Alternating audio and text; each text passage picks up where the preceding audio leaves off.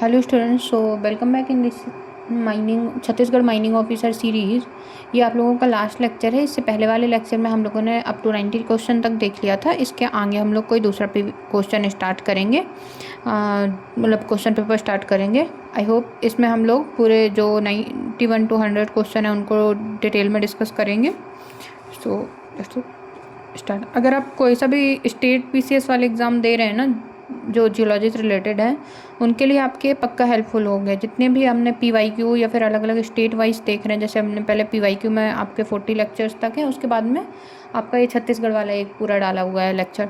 सो आप लोग इसको देख सकते हैं ना। चलो स्टार्ट करते हैं। Cable tool drilling is a version of hand drill, empire drill, churn drill या फिर डायमंड ड्रिल। तो केबल टूल ड्रिलिंग हमारी किसका मेथड होती है? तो ये मेथड होती है चर्न ड्रिल मेथड का।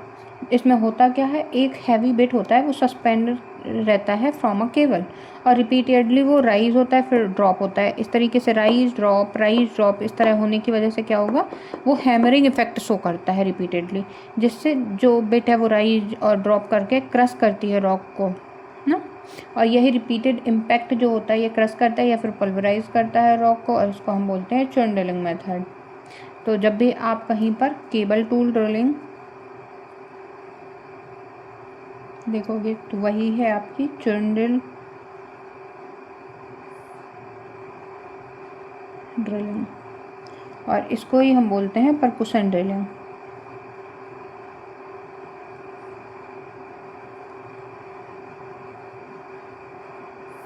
ओके, सो जो केबल टूल ड्रिलिंग है ये हमारा परकुशन या फिर इम्पैक्ट ड्रिलिंग टाइप का एग्जांपल है।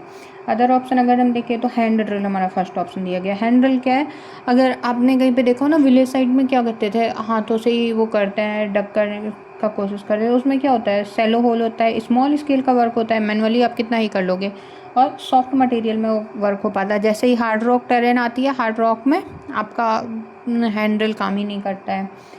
तो सिंपल फील्ड ऑपरेशंस के लिए होता है, ये रिप्रेजेंट नहीं करता है हमारा केबल सस्पेंडेड ड्रिल टाइप को। तो ये आपको याद रखना है। तो हैंड ड्रिल कैसी होती है, मैनुअल होती है, और ये सिंपल ड्रिलिंग होती है। एम्पायर ऐसे कोई भी ड्रिलिंग का मेथड नहीं होता है ना। केबल टूल रोटेटरी या फिर डायमंड होती हैं। चुंडल हमारा करेक्ट आंसर है। चुंडल या फिर परकुशन ड्रिल टेक्निक है जिसमें एक हैवी बिट होता है, रिपीटेडली लिफ्ट एंड ड्रॉप किया जाता है, उसको ही हम केबल टूल ड्रिलिंग कहते हैं। इसमें हैवी बिट का टूल की तरह यूज होता है, जिसको एक केबल से सपोर्ट दिया जाता है, और रिपीटेड लिफ्टिंग एंड ड्रॉपिंग होती है, जिससे क्रशिंग या फिर फ्रैक्चरिंग डेवलप होती है रॉक में, और जो ब्रोकन मटेरियल है उसको पीरियोडिकली रिमूव किया जाता है वहाँ से। तो ये हो गया हमारा करेक्ट आंसर। नेक्स्ट ऑप्शन दिया हुआ है डायमंड ड्रिलिंग। डायमंड ड्रिलिंग क्या है, थोड़ा फंडामेंटली इससे डिफरेंट हो जाती है। ये रोटेटरी ड्रिलिंग में थर्ड का एक पार्ट होता है डायमंड ड्रिलिंग। इसमें क्या होता है, डायमंड से जब डायमंड जो इम्प्रेग्नेंट बिट होती है वो रोटेट करती है। देखो दोनों में लेवल लैंग्वेज में अगर हम देखें तो जो परकुशन थी उसमें क्या था, ऐसे ऐसे करके हो रहा है और ब्रेक हो रही है, और जो रोटेटरी उस पर रोटेशन होके ऐसे हो रहा है, और यहाँ पे हमारा जो बिट है डायमंड बिट वो अप्लाई किया जा रहा है, जिससे वो कटिंग कर रहा है। तो इसमें क्या होता है, मेजर पर्पस क्या होगा डायमंड ड्रिलिंग का, जब हमें किसी से रॉक कोर निकालना होता है फॉर अ जियोलॉजिकल इन्वेस्टिगेशन, तो हम डायमंड ड्रिलिंग मेथड यूज करते हैं। तो ड्रिलिंग मेथड में क्या होगा, डायमंड ड्रिलिंग में रोटेशन होगा, जिसकी वजह से कटिंग होगी, कटिंग से कोर फॉर्मेशन होगा, और फिर हम वो कोर की रिकवरी करेंगे। और केबल में क्या था, impact, crushing, broken rock material and then removal, है ना। तो ये हमारा बेसिक मेथड है दोनों के बीच में। नेक्स्ट क्वेश्चन देखेंगे हम। Which one is the main constituent of gas formation of petroleum? Propane, butane, methane, ethane. तो इनमें से कौन सा हमारा मेजर कॉन्स्टिट्यूएंट होता है पेट्रोलियम में? कौन सा कॉन्स्टिट्यूएंट, गैसियस कॉन्स्टिट्यूएंट कौन सा मेजर है हमारा? सो अब अगर हम इनको देखें तो को कॉन्सेप्ट क्या होता है गैसेस का, कि जो पेट्रोलियम है वो क्या है, कॉम्प्लेक्स मिक्सचर है हाइड्रोकार्बन्स का, जो कि मेनली कंटेन्स क्या करता है, हाइड्रोकार्बन है, तो नाम से ही आपको समझ आ रहा होगा हाइड्रोकार्बन। ये क्या है, 91 था, 92 कार्बन। तो हाइड्रोकार्बन में क्या होता है, मोस्टली आपका हाइड्रोजन एंड कार्बन होता है। जो हाइड्रोजन है वो क्या करता है, according to carbon number present होता है, जितना कार्बन नंबर है उसी की वैलेंसी को सेटिस्फाई करता हुआ हाइड्रोजन नंबर होगा। जैसे जैसे हमारा कार्बन नंबर इंक्रीज करता है, sorry, when carbon number increase, तो क्या क्या होगा हमारा, लोअर मॉलिक्यूलर वेट गैसेस हैं, और जब इंटरमीडिएट है तो लिक्विड होगा, और जैसे ही हायर होगा तो हैवी ऑयल वैक्स या बिटुमिनस बनेगा। तो जैसे जैसे ये बढ़ेगा वैसे वैसे डेंसिटी बढ़ती है। तो किस तरीके से मूव करता है, पहले गैसेस होगा, देन लिक्विड होगा, एंड देन हैवी ऑयल होगा, या फिर जिसको हम बोलते हैं बिटुमेन। तो इस तरीके से ये वर्क करता है। अब जो गैसेस फ्रैक्शन है, प्राइमरली क्या होगा, गैसेस हमारी जो लो मॉलिक्यूलर वेट के हाइड्रोकार्बन्स हैं, स्पेशली क्या मीथेन, ईथेन, प्रोपेन, ब्यूटेन, ये कैसे होते हैं, मीथेन में क्या होता है, एक कार्बन होता है। अब एक कार्बन की वैलेंसी सेटिस्फाई करने के लिए क्या होते हैं, 4 हाइड्रोजन होते हैं, तो इसको हम बोलते हैं मीथेन। नेक्स्ट होता है जब 2 कार्बन होते हैं तो उसको हम बोलते हैं ईथेन, तो ईथेन का होता है C2H6। फिर प्रोपेन, एन लिखा हुआ है, ओके, इसको एच मत पढ़ना, थोड़ा गलती से हमसे बड़ा लिख गया। ये होता है C3H8। देन होता है 4 कार्बन, 4 कार्बन को हम क्या बोलते हैं, ब्यूटेन, ब्यूटेन में होता है C4H10। तो ये होते हैं हमारे गैसियस हाइड्रोकार्बन। अब इन सभी के सभी में क्या होता है, जो मीथेन है सबसे लोअर वाला है, मीथेन हमारा प्रिंसिपल कॉन्स्टिट्यूएंट होता है नेचुरल पेट्रोलियम का, जो कि एसोसिएटेड गैस होती है। मीथेन क्या है, ऐसा कार्बन का ऐसा हाइड्रोकार्बन है जिसमें सिर्फ एक कार्बन आपका एटम से रिलेटेड है। तो मीथेन क्या है, CH4 है, ये कंटेन करता है एक कार्बन को, 4 हाइड्रोजन को। मीथेन मेजर कॉन्स्टिट्यूएंट किसके चीज़ में है, जो हमारा नेचुरल गैस है, एसोसिएटेड पेट्रोलियम गैस है, या फिर जिसको हम बोल सकते हैं बायोजेनिक गैसेज है, थर्मिक गैसेज। इसकी प्रॉपर्टी क्या होती हैं, कलरलेस है, गैस है तो इससे होता है कलरलेस होगा, और प्योर फॉर्म में ऑर्डरलेस भी होती है। ऑर्डरलेस मतलब क्या होता है, कोई भी तरीके की महक नहीं आ रही होती है इससे, और हाईली कंबस्टिबल है।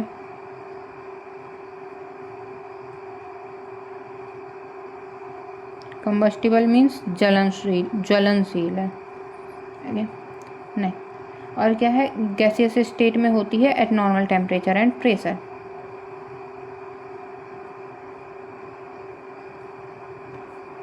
Eight normal pressure and temperature, okay. So methane क्या है, CH4 है, सिंपलेस्ट एल्कलाइन है, मेजर कॉन्स्टिट्यूएंट है आपका जो नॉर्मल गैसेस है उस पर, तो आपको ये याद रखना है, ओके। जैसे जैसे ये बढ़ता है तो हमारा डेंसिटी भी चेंज होती जाती है। Next question, coal prospecting in both geophysical and geochemical method is most effectively done by remote sensing, seismic profiling, EM survey और soil analysis। तो जो आपका गोल्ड प्रोस्पेक्टिंग होता है वो किस तरीके से होता है, कौन सा मेथड गोल्ड प्रोस्पेक्टिंग में हम यूज करते हैं, आपसे ये पूछा गया है। तो सबसे पहले तो ये बताओ, गोल्ड किस तरीके के डिपॉजिट्स में आपको मिलता है। मोस्टली गोल्ड के जो डिपॉजिट है वो कैसे हैं, हमारे प्लेसर टाइप के डिपॉजिट है, तो वो किस पे मिलेगा। तो जो गोल्ड एक्सप्लोरेशन है उसमें हम क्या करते हैं, जब वो प्लेसर है तो रेजिडुअल में मिलेंगे हमको, उनकी स्टेबिलिटी ज़्यादा होगी, तो वो हम करते हैं सॉइल एनालिसिस के थ्रू आइडेंटिफाई। तो सॉइल एनालिसिस से आइडेंटिफाई करेंगे, हाईली इफेक्टिव होगा क्योंकि गोल्ड क्या एसोसिएटेड होता है विद द पाथफाइंडर एलिमेंट। अच्छा, आपका एक होमवर्क क्वेश्चन है, जो गोल्ड है उसका पाथफाइंडर एलिमेंट क्या होता है, आपके हम ऑप्शन लिख देते हैं, AU, AG, AS या नन, इनमें से कौन सा गोल्ड के लिए पाथफाइंडर एलिमेंट है। और प्लीज़ रिप्लाई किया करो, व्यूज़ इतने आते हैं यार पर रिप्लाई कभी आता ही नहीं है किसी का आप लोगों में से, थोड़ा किया करो यार, हमें भी लगे कि हाँ समझ आ रहा है, आपको समझ ही नहीं आता है, आप समझ रहे हैं नहीं। 1-2 लोगों का ही पर्सनल टेलीग्राम पे मैसेज आता है तो समझ आता है कि चलो आ रहा है समझ में, पर आप लोग थोड़ा इस पर भी इंगेज किया करिए, जो पढ़ा रहा है आपको उससे भी तो लगना चाहिए ना कि ठीक है बच्चों को समझ आ रहा है। सो ओके, कहाँ थे हम लोग? हाँ, तो जो गोल्ड मिनरलाइजेशन है वो कैसे है? पाथफाइंडर एलिमेंट्स के थ्रू देखते हैं, और फिर जब हम पाथफाइंडर देखते हैं तो वहाँ पे हम सॉइल में एनोमली देखते हैं। एनोमली क्या है हम लोग समझ चुके हैं पिछले क्वेश्चन में। फिर उनकी सैम्पलिंग और केमिकल एनालिसिस होता है। रिमोट सेंसिंग, अब देखो जिससे इसने ऑप्शन दिया कि हम किससे देखें, तो रिमोट सेंसिंग इसने फर्स्ट दिया है। रिमोट सेंसिंग से आप क्या कर सकते हो? लिथोलॉजी को आइडेंटिफाई कर सकते हो, स्ट्रक्चर देख सकते हो, अल्ट्रेशन देख सकते हो, बट डायरेक्टली आप गोल्ड की कंसंट्रेशन मेजर नहीं करोगे।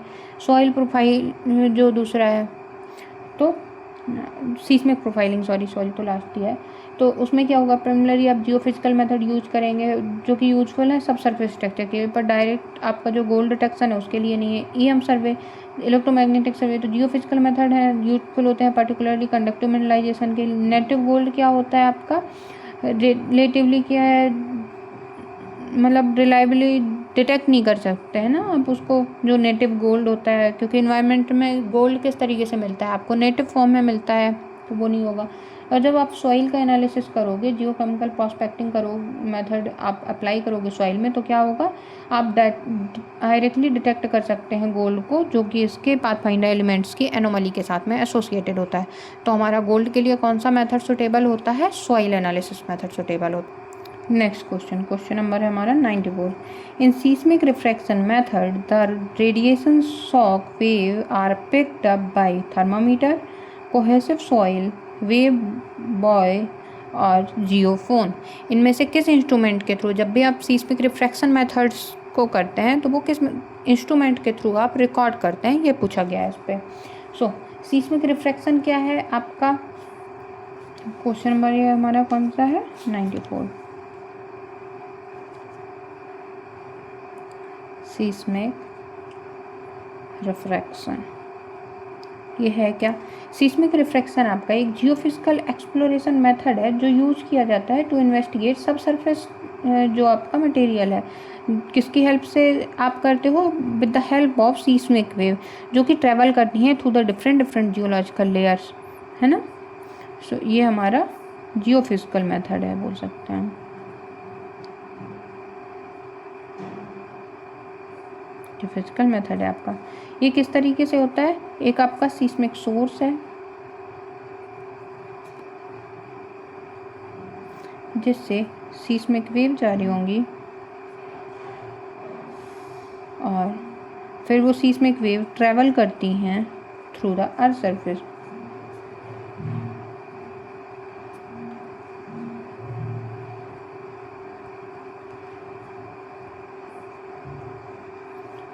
और वो भी फिर सब सरफेस में जा कर के रिफ्रैक्ट या फिर रिफ्लेक्ट हो सकती हैं।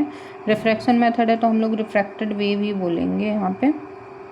और ये रिफ्रैक्टेड वेव है, ये फिर किसके द्वारा डिटेक्ट की जाती हैं? जियोफोन से डिटेक्ट करते हैं हम, जियोफोन्स डिटेक्ट करते हैं इन वेव्स को, और डिटेक्ट करने के बाद क्या करते हैं? ट्रैवल टाइम्स को एनालाइज करते हैं।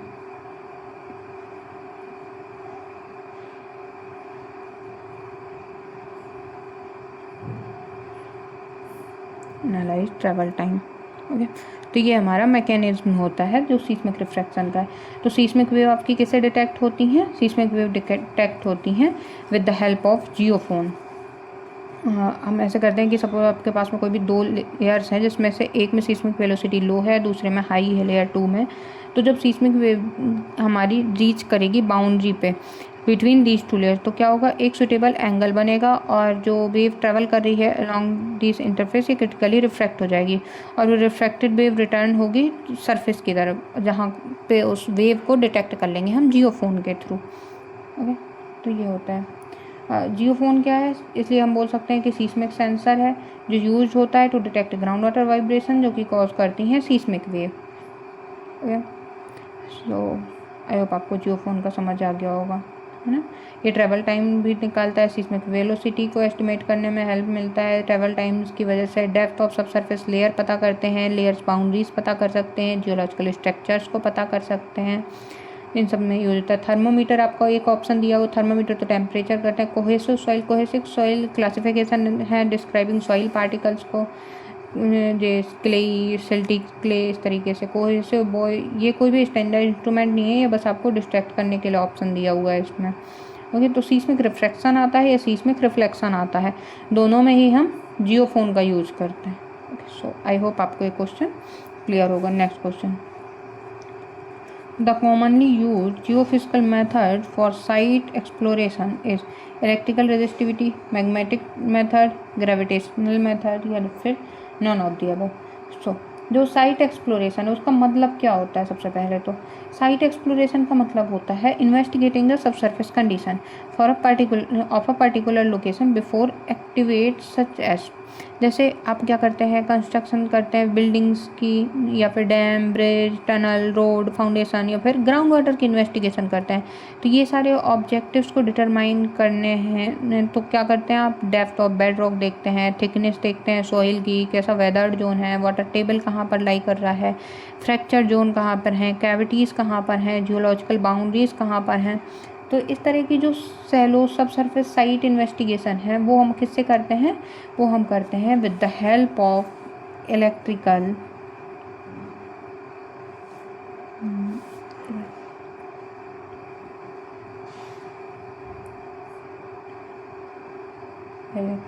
रेजिस्टिविटी।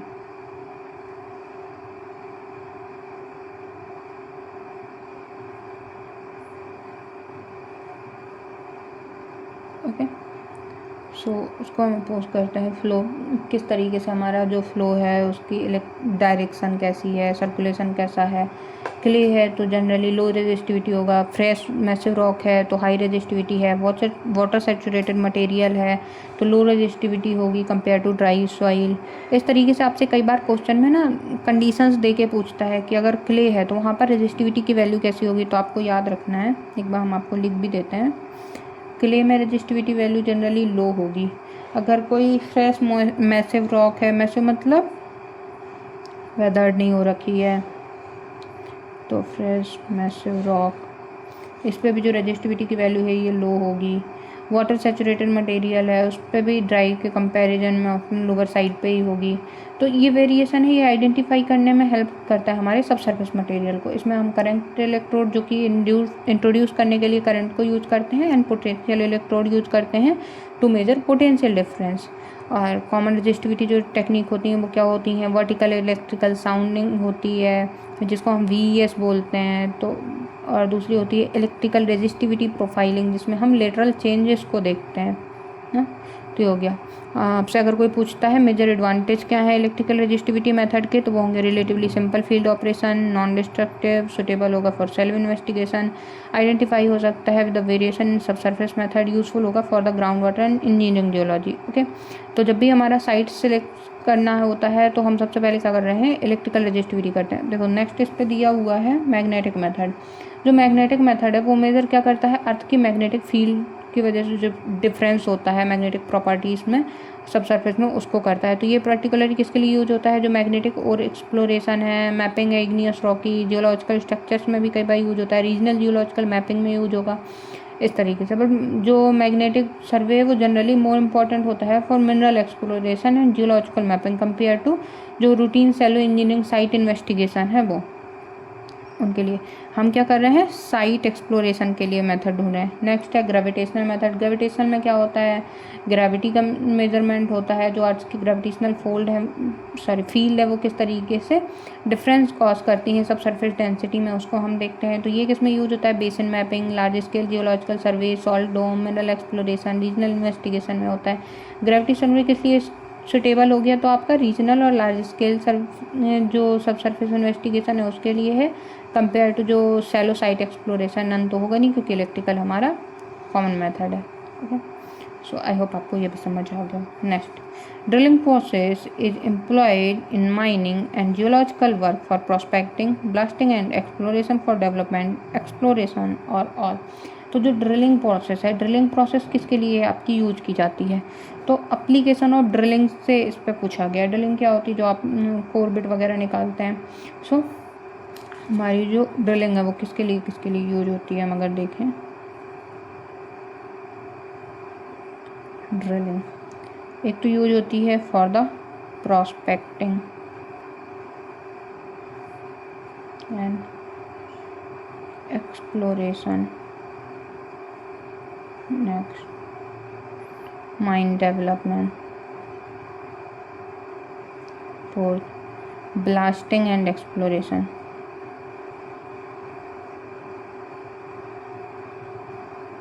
ओके, तो ये सारे के सारे ही एप्लीकेशंस जो हैं इनको हम ड्रिलिंग के थ्रू करते हैं। तो हमारा करेक्ट आंसर क्या हो जाएगा? ऑल। अब हम इनको एक एक करके देखें। ड्रिलिंग का प्रोस्पेक्टिंग में क्या यूज होगा? तो प्रोस्पेक्टिंग का मतलब क्या होता है? जो प्रिलिमिनरी सर्च है किसी भी मिनरल्स के लिए, सॉरी, तो क्या था, जो हमारा ड्रिलिंग होता है वो हमारा prospecting and exploration, mine development and blasting and exploration के लिए हेल्पफुल होता है। अब हम ये देख रहे थे कि जो ड्रिलिंग है वो प्रोस्पेक्टिंग में कैसे हेल्पफुल होती है। सो प्रोस्पेक्टिंग क्या है? प्रिलिमिनरी सर्च होता है किसी भी मिनरल डिपॉजिट का, जब आप जाके देखते हो ना उसको हम प्रोस्पेक्टिंग बोलते हैं। तो ड्रिलिंग कैसे हेल्प करती है इसमें? जहाँ भी आपको सस्पेक्शन है कि यहाँ पे मतलब सस्पेक्ट है कि मिनरलाइजेशन हो सकता है, कोई भी जोन एक्चुअली कहाँ तक बिलो उसका वो कर रहा है, आपको सरफेस इंडिकेशन मिला, आपको कहीं पे एनोमली मिली, उसके बाद आप क्या करोगे? ड्रिलिंग करोगे। ड्रिलिंग करने से क्या होगा? सब सरफेस के आपको सैंपल मिलेंगे जिससे आप जो मिनरलाइजेशन है वो कहाँ तक है उसको देख सको। तो ड्रिलिंग क्या करेगी? आपको rock sample, mineralise interval, depth of mineralisation, thickness of mineralised zone, ये सारा कुछ बताएगी। तो प्रोस्पेक्टिंग का मतलब क्या होता है? Searching for possible mineral occurrence. Next है ड्रिलिंग इन एक्सप्लोरेशन। एक्सप्लोरेशन में क्या होता है? तो ये मोस्ट इंपॉर्टेंट एप्लीकेशन होता है आपका ड्रिलिंग का। जैसे ही मिनरल अकरेंस आइडेंटिफाई हो जाता है तो ड्रिलिंग यूज करते हैं हम to understand deposit in 3 dimension, जो हमें हेल्प करेगा to determine thickness, depth, grade, geological continuity, dip and strike, और body geometry and reserve and resources को, कि हमारा और के 2-3 होल बनाए आपने, ड्रिलिंग की, कोर निकाला और उससे हमने किया। तो एक्सप्लोरेशन क्या होता है?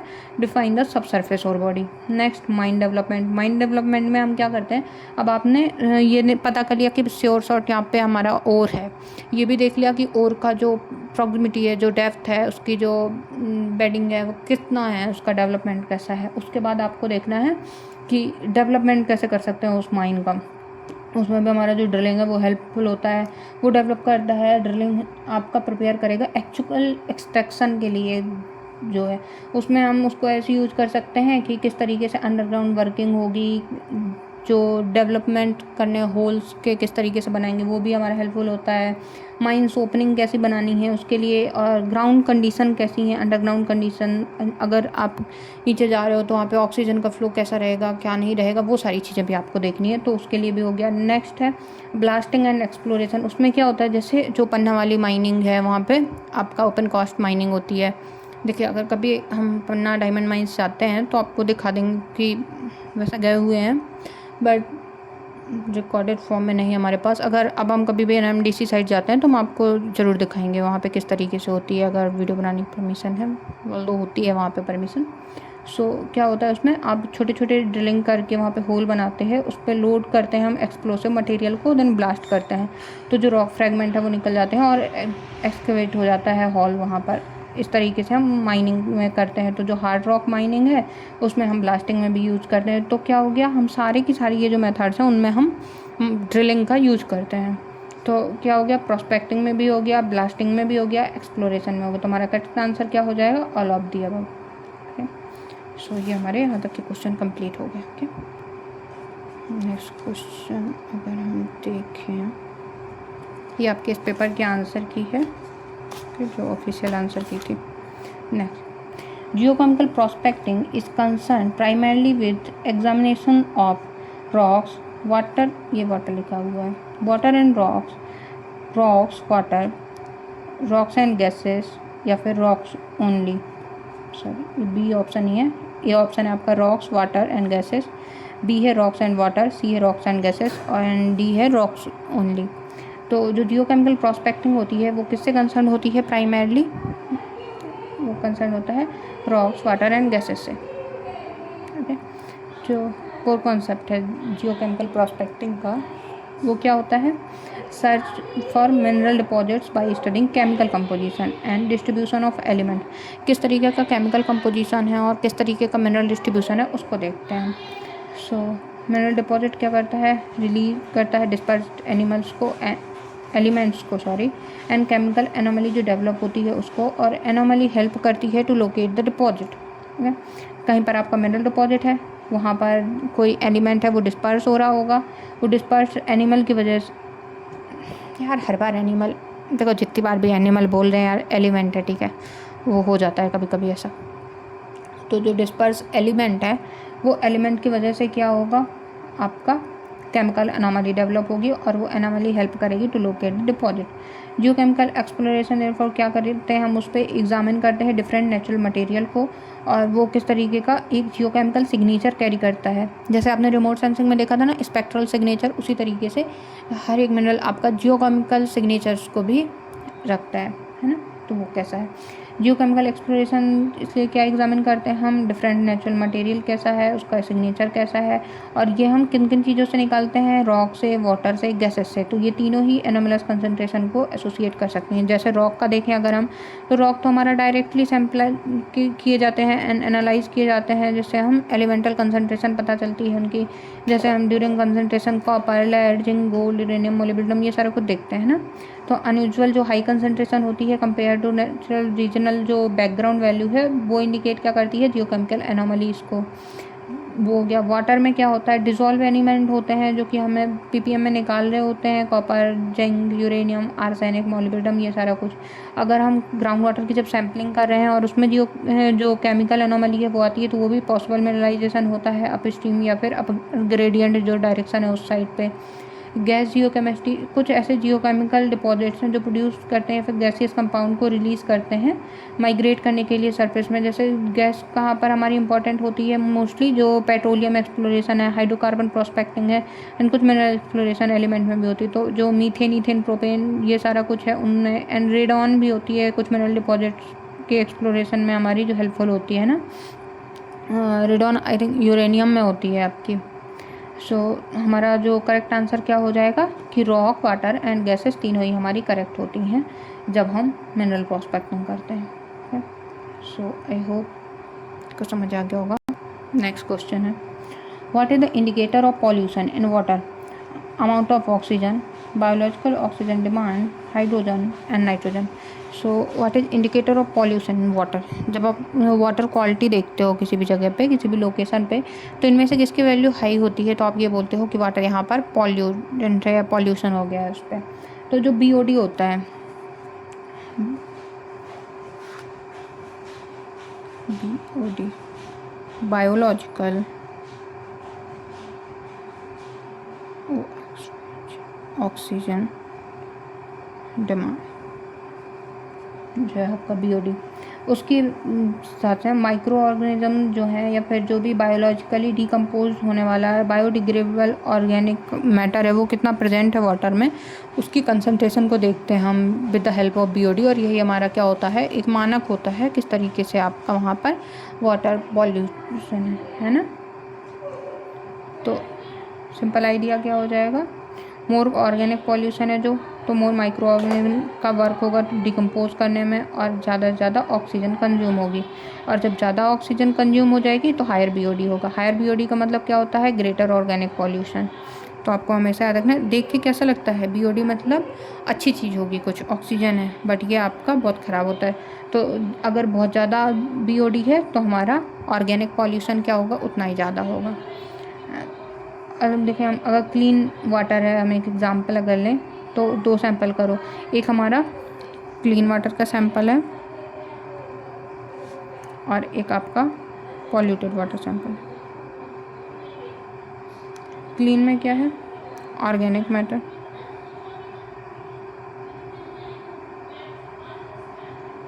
लो होगा, जिसकी वजह से जो माइक्रोबियल एक्टिविटी है वो लो होगी, और जो O2 कंजम्पशन है वो लो है, और इस सब की वजह से बीओडी कैसी है, वो भी लो है। जो पॉल्यूटेड वाटर है उसमें क्या होगा, जो ऑर्गेनिक वेस्ट मटेरियल है ये आपका हायर होगा। उसके बाद में जो माइक्रोबियल एक्टिविटी हैं वो भी हायर होंगी, इसकी वजह से जब माइक्रोबियल एक्टिविटी हायर है तो जो कंबस्टन है आपका, किसका कंजम्पशन है सॉरी, ऑक्सीजन का, वो भी हाई होगा। आज क्या ही हो रहा है। और जो बीओडी है वो भी हाई होगी। तो pollution high, BOD high, BOD high तो डिजॉल्व्ड ऑक्सीजन लो। और जब डिजॉल्व ऑक्सीजन लो तो पॉल्यूशन इंक्रीज। आपको ये हमेशा याद रखना है, ठीक है। अमाउंट ऑफ ऑक्सीजन दिया हुआ है तो अमाउंट ऑफ ऑक्सीजन को हम क्या बोलते हैं, डिजॉल्व ऑक्सीजन। और कंसनट्रेशन क्या होती है, इंपॉर्टेंट होती है फॉर वाटर क्वालिटी पैरामीटर, पर ये हमारा पॉल्यूशन को इंडिकेट नहीं करती है। बीओडी हमने देख ही लिया कि बीओडी हमारा बहुत हेल्पफुल है। हाइड्रोजन का कोई ऐसा स्टैंडर्ड इंडिकेटर नहीं होता। नाइट्रोजन जो है आपका वो बहुत सारे कंपाउंड्स आता है, जैसे अमोनिया, नाइट्रेट या फिर अदर जो भी नाइट्रोजन के हैं हमारे कंपाउंड्स हैं। तो ये क्या होता है, न्यूट्रिएंट पॉल्यूशन या फिर कंटेमिनेशन को शो करता है। बीओडी हमारा स्पेसिफिकली जो बायोलॉजिकल का इफेक्ट है उसको बताता है ना। तो हमारा करेक्ट आंसर क्या हो जाएगा, बीओडी। क्वेश्चन नंबर 99 क्या है, the rock consider a soft rock for tunneling, granite, shale, gabbro, basalt. अच्छा, अगर आपको कुछ नहीं पता है टनलिंग क्या है, सॉफ्ट रॉक क्या है, तो अभी आप क्या कर सकते हो, इससे एक आइडिया लगा सकते हो। बाकी रॉक्स कैसी हैं आपकी, ग्रेनाइट, गैब्रो एंड बेसॉल्ट बहुत ही हार्ड रॉक होती हैं। सेल कैसी है आपकी, सॉफ्ट रॉक होती है। तो सेल को हम क्या बोलते हैं, सॉफ्ट रॉक ऑफ टनलिंग में। जो इंजीनियरिंग जियोलॉजी है उस पर रॉक्स क्या है, ब्रॉडली असेस्ड होते हैं according to their strength, durability, degree of weathering, discontinuity and जो एक्सकेवेशन के टाइम पे उनका बिहेवियर है उसके बेस पे डिपेंड करती हैं कि वो किस तरीके से होंगी ना। अब सेल है वो वीक क्यों होती है, क्योंकि सेल जो है वो फाइन ग्रेन सेडिमेंट्री रॉक है, फॉर्म होती है mainly due to compaction of clay and shale size particles. तो इसमें क्या होता है, बेडिंग और लेमिनेशन डेवलप हो जाते हैं, जिसकी वजह से closely spaced plane of weakness बन जाती है। अब ये जो दो प्लेन है, अगर हमें इस पेज को उठाना हो तो हम क्या करेंगे, एक पेज को उठाना सबसे इजी है इन दोनों के बीच में। क्यों ऐसा, तो नहीं, इस पार्ट को इस पार्ट से, इन दोनों के बीच में जो पार्टिकल्स हैं इनको अलग नहीं कर सकते हैं ना हम, उसके लिए हमें फोर्स लगाना पड़ेगा, इसको टीयर करना पड़ेगा। बट इन दोनों को हम अलग कर सकते हैं क्योंकि इनके बीच में ये वीकनेस है, स्पेस दिया हुआ है। इसी तरीके से रॉक कंपैक्ट होती है बट उनके बीच में एक वीकनेस का प्लेन रहता है, जिससे आप हम की जो रॉक है वो हमेशा ही खुल सकती हैं। रिलेटिवली लो स्ट्रेंथ होती है कंपेयर टू जो मैसिव क्रिस्टलाइन रॉक्स हैं। टेंडेंसी क्या होगी, स्प्लिट होने की होगी अलोंग द बेडिंग प्लेन। तो आपकी जो स्ले है वो इम्पॉर्टेंट होती है इन टनलिंग, है ना।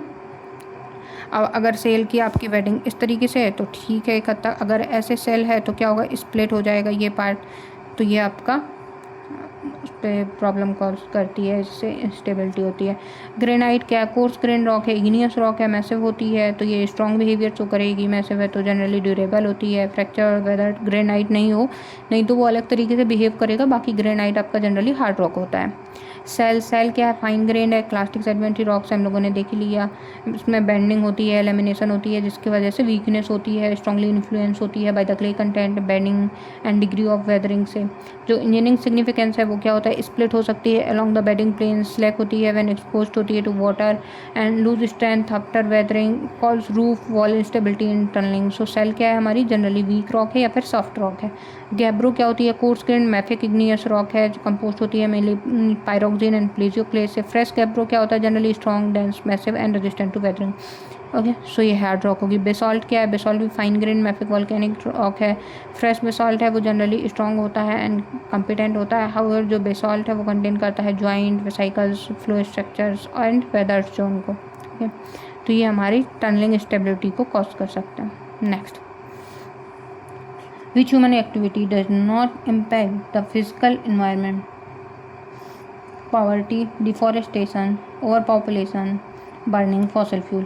अच्छा एक बात बताओ, इसमें से ऐसा कौन सा है जो कि आपका एनवायरनमेंट को इफेक्ट नहीं करेगा। अब आप गरीब हो, ये चीज़ इन्वायरमेंट को थोड़ी ना डायरेक्टली इम्पैक्ट कर रही है, इनडायरेक्टली इम्पैक्ट कर रही है बट डायरेक्टली तो नहीं इम्पैक्ट कर रही है ना, जितना आपका डिफॉरेस्टेशन एंड ओवर पॉपुलेशन कर रही है, बर्निंग फॉसिल फ्यूल कर रही है। ओवर पॉपुलेशन भी आप बोलोगे कि अगर पॉवर्टी नहीं कर रही तो ओवर पॉपुलेशन कैसे होगा, तो ये ओवर पॉपुलेशन एंड पॉल्यूशन दिया हुआ है। ओवर पॉपुलेशन में भी है, जब आपके पास में सोर्सेस नहीं होंगे तो आप क्या करोगे, चीपर सोर्स की तरफ जाओगे, जिसकी वजह से आपको एनवायरनमेंट को हार्म करना पड़ेगा, है ना। तो आई होप आपको ये वाला पूरा क्वेश्चन पेपर समझ में आ गया होगा। So thank you so much for watching this video lecture and very best for your examination. और अगर आपके पास में कोई भी क्वेश्चन पेपर है जो हम लोगों को डिस्कस करना चाहिए तो आप लोग ग्रुप पे भेज सकते हो क्वेश्चन पेपर विद आंसर की, जिसको हम लोग डिस्कस कर लेंगे। और आप डेली क्विज के लिए टेलीग्राम ज्वाइन कर ही लिया होगा, नहीं किया होगा तो हम इस लिंक पे नीचे लिंक पेस्ट कर देंगे, तो आप उस पर ज्वाइन कर लीजिएगा। उसमें हम लोग डेली, अभी जैसे CIL-MT का एग्ज़ाम है तो उसके लिए क्वेश्चन पेपर सॉल्व कर रहे हैं ना। So thank you so much for watching this video lecture and very best for your examination.